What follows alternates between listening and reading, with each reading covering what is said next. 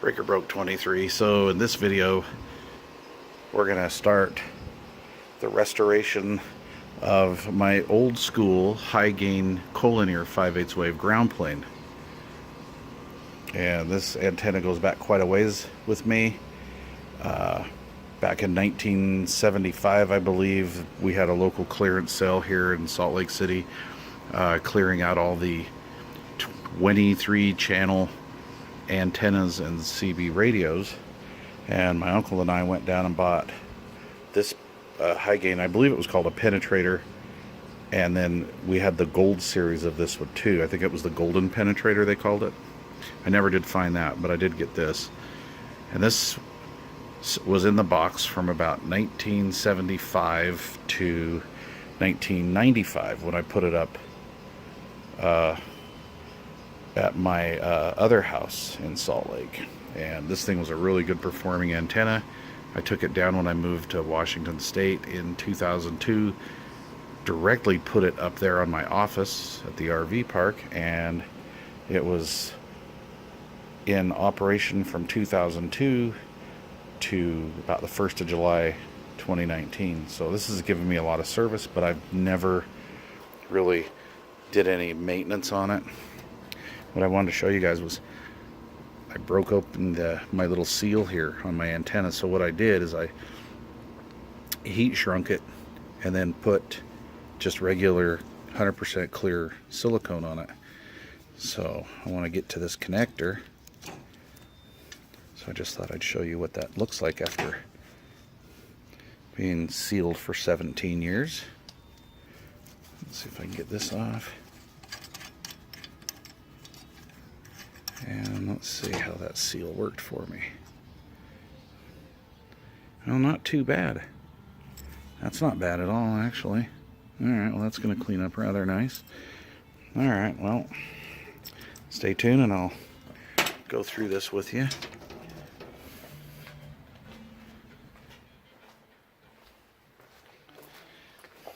I had some snow buildup on this element, so this one here is a little out of shape, so we're going to have to take that to the chiropractor.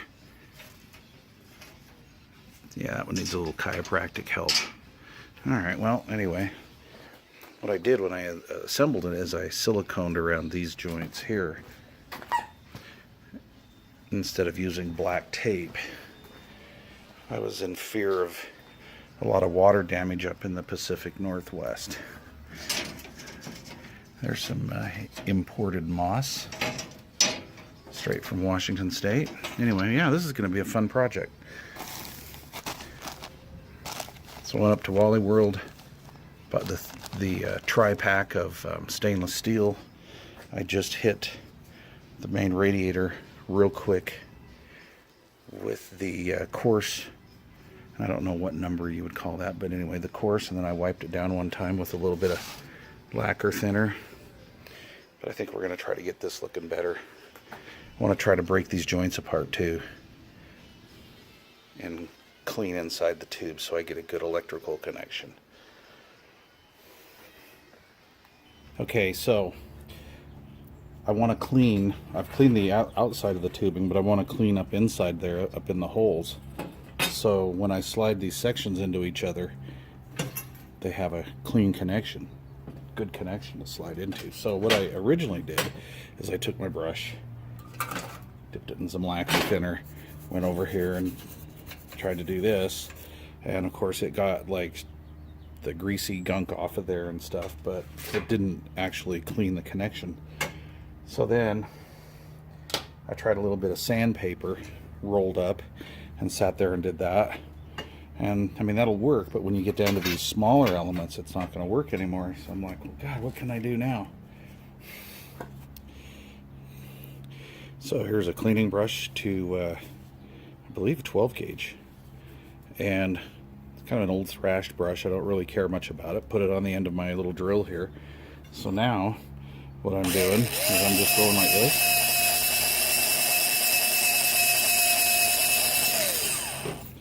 Now the manual says you want to put these elements 2.5 inches inside one another from there to there.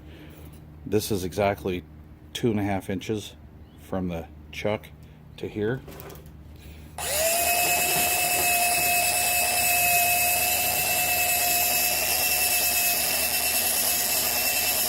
So just cleaning that up like so. You can go around, you can go in and out like that, and just kind of work it around. Okay. Dip it in a little bit of lacquer thinner. I like cleaning everything up in that.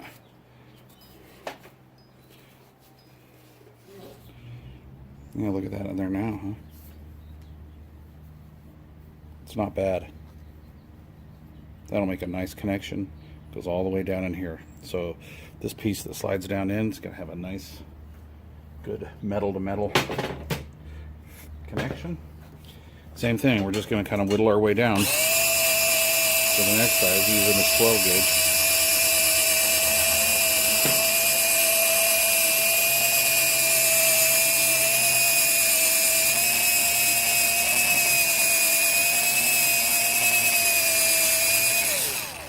If you look at it like this, it actually goes past the swag. So we don't really have to go all the way in if we don't want to. But I am anyway. I'm going the full 2.5.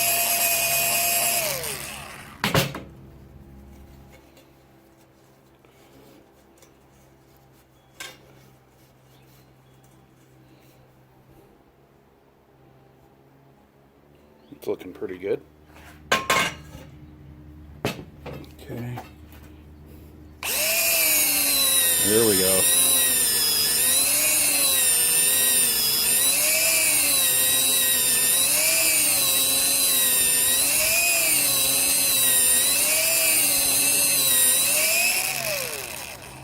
Wow.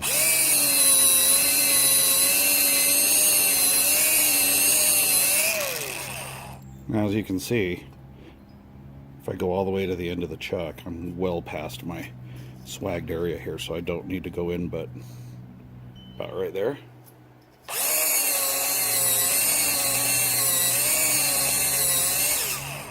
These are brass, as you know, so it's not going to hurt anything. Let's get a little bit more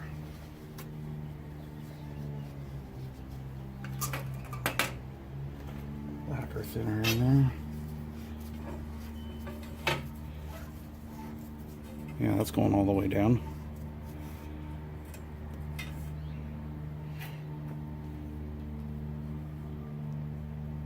Yeah, like new. Look at that. Okay, here's the test. Can I get it in this one? May have to go to like a 40 caliber or 38 or something, but let's see. Well, 38 and 40s is... No, 38's a 38 and 40's a 40. A 40's a 10 millimeter, right? Okay, so a 38 brush or something like that, probably, but let's give it a go. Let's see if we can do it. Yeah. Wow. Okay, so you'll be able to get it with just that 12 gauge wire brass brush for the 12 gauge. Okay, cool. So I've only really thrashed one brush, so that'll work out. All right, let's grab an element. Boy, these cleaned up nice. All right. So I was telling my wife, I'm like, yeah, gonna get these all polished up. I've done it twice now with the coarse and the medium steel wool. Says I'll do it one more on the 000 or the finest steel wool. It says get them all shined up and then I'll clear coat them. She looked at me like, what? You're gonna clear coat them? I'm like, yeah, I don't know, maybe. When I heard her say it, it sounded kind of dumb, so maybe I'll just wax them. I don't know. You guys give me some input. Look at that.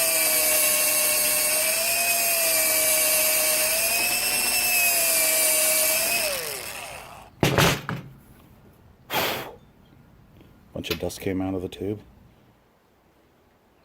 Come on, camera, focus. That looks pretty darn nice in there.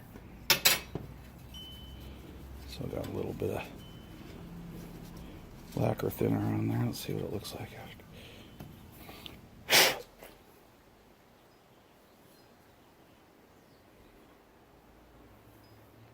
Yeah, it's looking pretty good. Hit just a little bit more.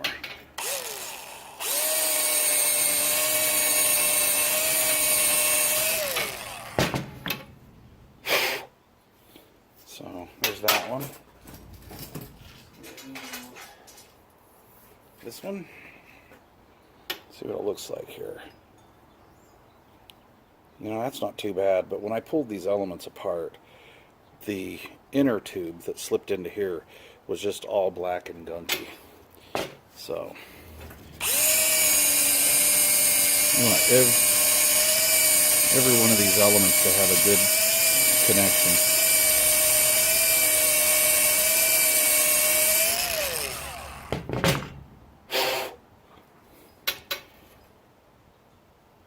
Wow, I don't know if you can see that. It looks like it just came off the lathe.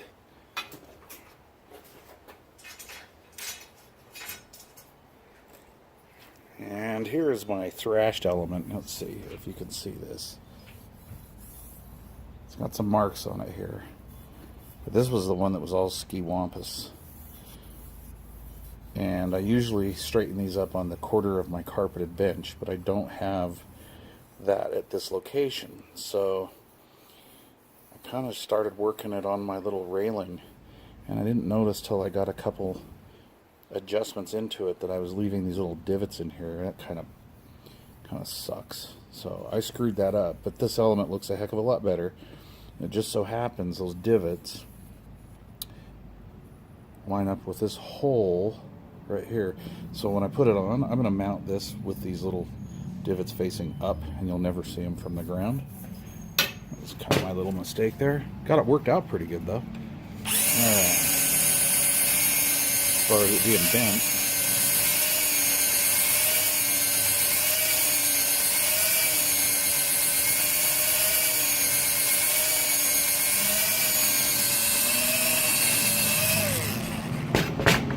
Let's see if I can get this on camera. I'm going to blow out here.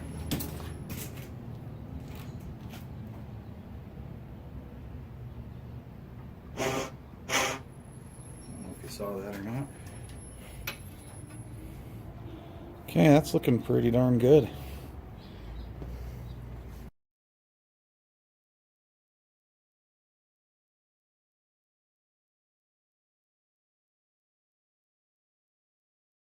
Did you do it? Yeah. Okay, thank you.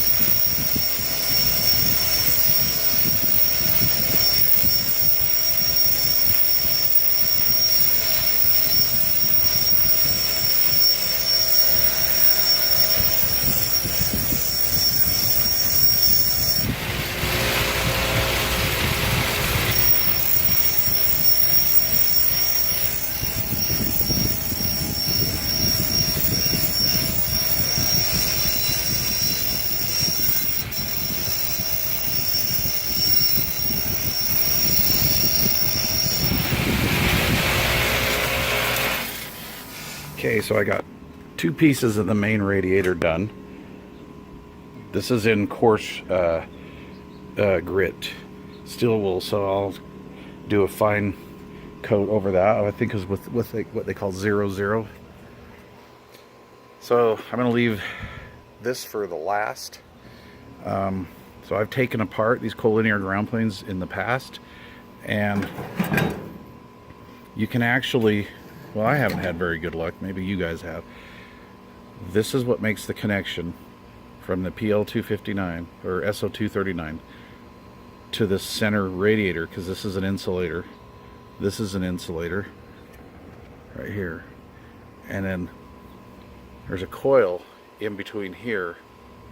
This is a molded piece inside here. It's like a plastic, and then this goes in, touches that center connector from this pin here, and that's what feeds the antenna the signal, okay, the hot signal, I guess you could say, the center lead on your coax. So I've broken these loose before and cleaned all these up, and then later on I'll have issues in wind with like SWRs coming in and out. So this is kind of a factory one-time thing in my opinion, so I'm going to leave this alone. However, I'm going to break this hardware here, and I'm going to go and buff all this stuff up in here. So what I'm going to have is I'm going to have a buff surface here from the original ground, right? And then it'll, in this sandwich area right here, all this is going to be buffed and cleaned.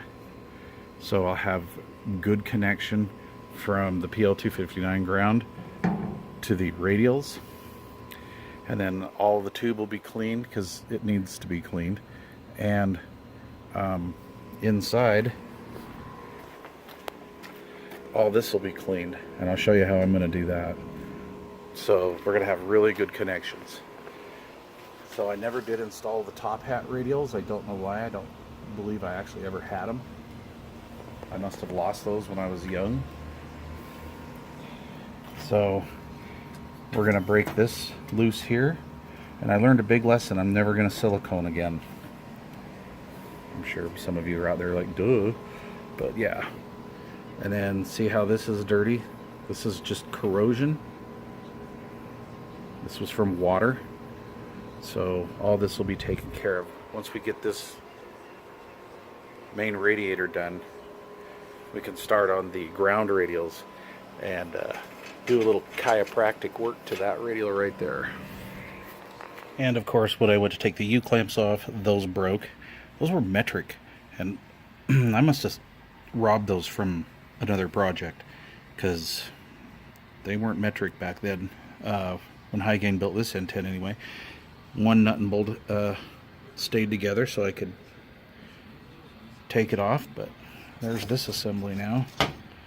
So we're going to go and break this clamshell open, clean all this up, clean this up like I said before, off to the hardware store. I got to get a bunch of hardware.